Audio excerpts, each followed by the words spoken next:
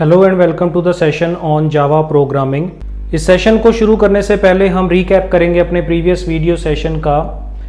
Question number exercise number 13 के रूप में हमने उसका सॉल्यूशन डिस्कस किया था। 1 से 100 तक की रेंज में जितने भी प्राइम नंबर्स हैं उनको प्रिंट करवाने का प्रोग्राम हमने डिस्कस किया था प्रीवियस वीडियो सेशन में। आई होप कि आपको वो सॉल्यूशन अच्छी तरह से समझ में आ गया होगा।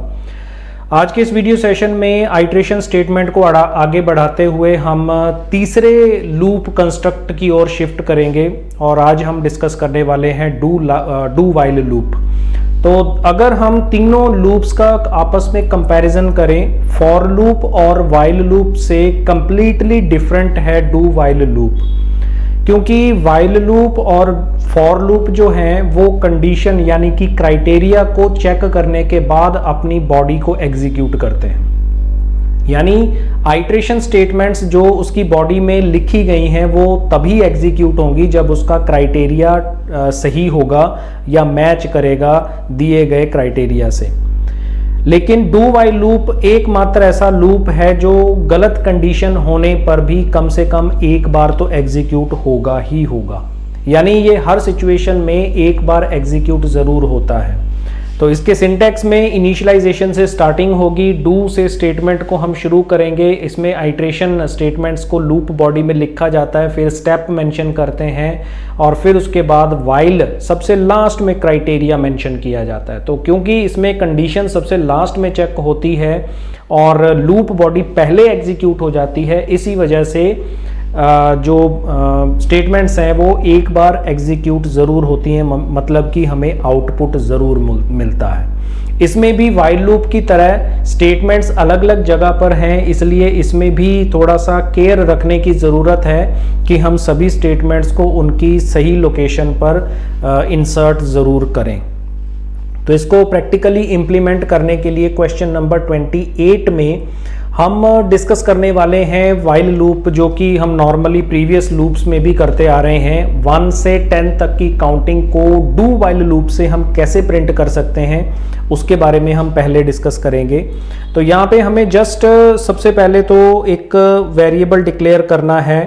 तो हमने i इक्वल्स टू 1 से वेरिएबल डिक्लेयर कर दिया, डू से स्टेटमेंट की शुरुआत की और यहाँ पर हम कुछ भी स्टेटमेंट जैसे system dot out dot print ln यहाँ पे देते हैं और i की वैल्यू को यहाँ पे हम प्रिंट करवा देते हैं। और फिर उसके बाद नेक्स्ट i को प्लस प्लस करते हैं और यहाँ पे हमने क्या दिया, while i less than equals to 10। ये हमारी कंडीशन है जिसको हमने यहाँ पर मेंशन कर दिया। तो इसको सेव करने के बाद सिंपल सा प्रोग्राम है कि 1 से 10 तक की काउंटिंग इनिशियलाइजेशन हमने कर दिया, डू के अंदर हमने स्टेटमेंट मेंशन कर दी, हमें i की वैल्यू को रिपीटेटिव मैनर में प्रिंट करवाना है और उसे एक एक स्टेप इंक्रीमेंट करना है और कब तक करना है, वाइल i की वैल्यू जब तक लेस देन 10 रहती है। तो इसको अगर हम एग्जीक्यूट करते हैं तो हमें 1 से 10 तक की काउंटिंग इसके अंदर मिल जाती है। काम ये भी आइट्रेशन का ही करता है। एक चीज़ मैं आपको यहाँ पर क्लियर करना चाहूँगा कि जब भी हम किसी प्रोग्राम का सॉल्यूशन बनाते हैं तो उसमें ये कभी भी डिपेंड नहीं करता कि हम किस चीज़ को, या कहा नहीं जाता है कि आप वाइल लूप का यूज़ करें। ये तो जस्ट आपकी प्रैक्टिस के लिए हमने एक्सरसाइजेज और क्वेश्चंस डिस्कस किए हैं। आप तीनों में से किसी भी लूप कंस्ट्रक्ट का यूज़ कर सकते हैं जिसमें आप अपने आप को कंफर्टेबल महसूस करते हैं। आप उसी लूप कंस्ट्रक्ट का यूज़ करके अपने प्रोग्राम का सॉल्यूशन बना सकते हैं। डजेंट मैटर कि आप वाइल लूप यूज़ कर रहे हैं, फॉर लूप यूज़ कर रहे हैं या डू वाइल लूप यूज़ कर रहे हैं, उससे कोई फ़र्क नहीं पड़ता।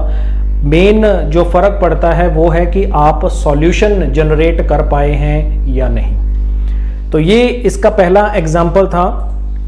शिफ्ट होते हैं क्वेश्चन नंबर 29 पे। तो यहाँ पर हमें फिर दोबारा उसी चीज़ को रिपीट करना है कि हम डू वाइल लूप का यूज़ करके टेबल को कैसे प्रिंट कर सकते हैं। जो यूज़र से नंबर हमने लिया है उस नंबर को यूज़ करते हुए हम टेबल प्रिंट करने का प्रोसेस यहाँ पर देखेंगे।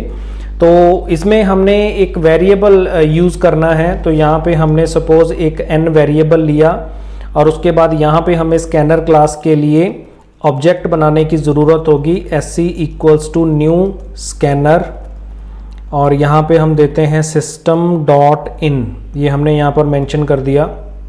और यूज़र से हमें नंबर भी लेना है, तो यहाँ पे हमने दिया system.out.print और यहाँ पे दिया हमने enter any number, ये हमने मेंशन कर दिया।